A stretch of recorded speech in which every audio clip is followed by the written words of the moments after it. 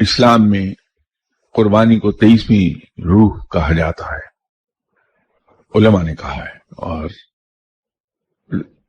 حج کو 22ویں۔ حج میں ہم جب احرام باندھ لیتے ہیں تو پھر ہم نہ چہرے پر کپڑا لگاتے ہیں، نہ بال توڑتے ہیں، اور نہ ہی کہیں پر کوئی زخم وغیرہ ہم لگاتے ہیں، اور کھال کو نہ چھیلو، اپنی بال نہ کٹواؤ، ناخن نہ ترشواؤ، اور وہ جو اس کو آج کل فسد کھلوانا اس کو کہتے ہیں، اس کے لیے حجامہ، عربی میں لفظ حجامہ استعمال ہوتا ہے۔ حجامہ نہیں کروائیں آپ،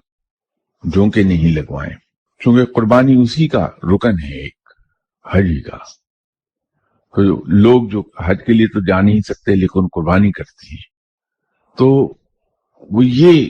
جو شرائط ہیں احرام کی وہ قربانی میں بھی پوری کر لیتے ہیں کہ وہ شرائط قربانی کے لیے عائد ہو جاتی ہیں۔